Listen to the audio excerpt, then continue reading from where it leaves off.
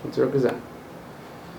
O advogado criminalista, defensor no tribunal do júri, ele não tem muito tempo para estudar quando, muitas vezes, o magistrado o nomeia para fazer um tribunal do júri de imediato, para atender à justiça.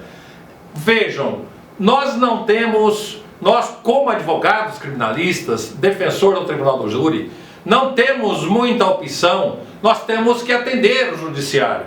Este é um peso que sobrecai em nossos ombros, pesa em nossos ombros, porque não temos saída. Se o magistrado tiver a necessidade de fazer com que nomear alguém, porque ele está sem o defensor que não compareceu, ou enfim, o defensor do processo não compareceu, ele nomeia um advogado criminalista, que ele tem lá a sua confiança, e pede a este advogado, nomeia este advogado criminalista para fazer a defesa daquele réu que o tribunal já está praticamente montado, já está praticamente instalado, e aí o advogado não tem como deixar de atender, exatamente por ser advogado criminalista e defensor do tribunal do júri.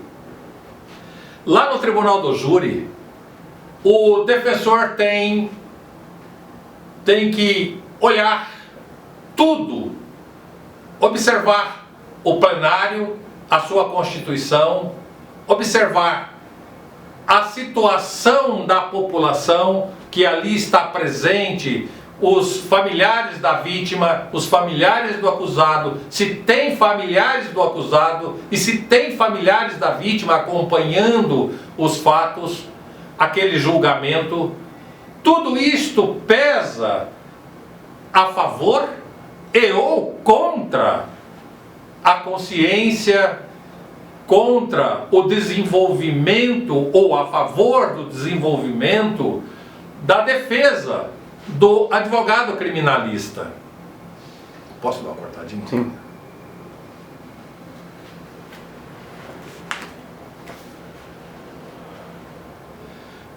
É prudente que o advogado criminalista, ao dirigir-se para fazer um tribunal do júri, que ele tenha estudado todo o processo.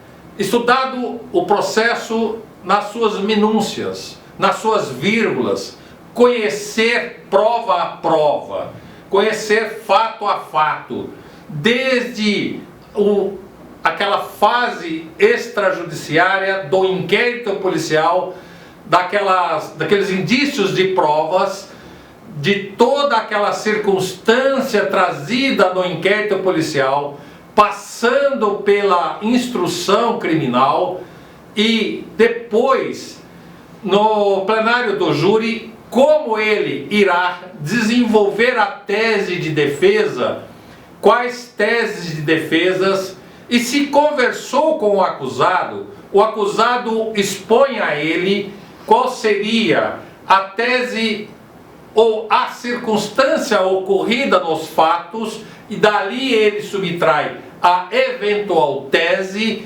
se de legítima defesa, se de negativa de autoria, como foram que aconteceram os fatos, e daí o advogado irá montar lá no plenário do júri qual seria a tese de defesa, ou as teses de defesa. O que quero chamar a atenção é que a acusação sabe o que fazer. A acusação tem tudo pronto, tudo já dentro de um processo, industrializada todas as provas, todos os procedimentos dentro de um processo.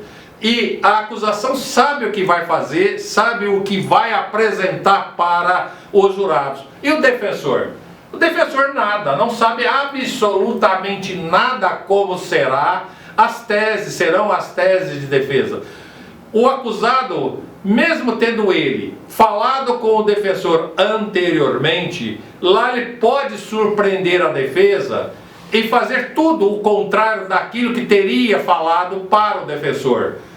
Ele pode confessar o crime ou ele pode negar o crime, dizer não ter sido ele o autor daqueles fatos, mesmo ter anteriormente falado ao defensor que ele seria o autor. E como proceder o advogado nessas condições? O advogado defensor terá que adaptar-se à fala do acusado. Ele terá que fazer da fala do acusado, ali em plenário, uma tese de defesa. Aquela tese de defesa passa a ser tese de defesa do acusado. E se eventualmente outras teses surgirem, as teses seriam teses técnicas. E todo este arcabouço de teses terão que ser muito bem elaboradas na cabeça do defensor, porque tudo ali no plenário do júri é oral, não tem nada escrito, não apresenta a defesa e a acusação, não irá apresentar as suas teses por escrito para os jurados. Os jurados receberão todo o arcabouço de provas no sentido oral. Eles irão analisar tudo aquilo que a acusação fala, que a defesa fala, todo tipo de prova oralmente. Então é prevalência da oratória. Quem melhor e com persuasão apresentar as suas provas tem maior chance de fazer com que os jurados venham aderir à condição de decisão favorável à acusação ou favorável à defesa.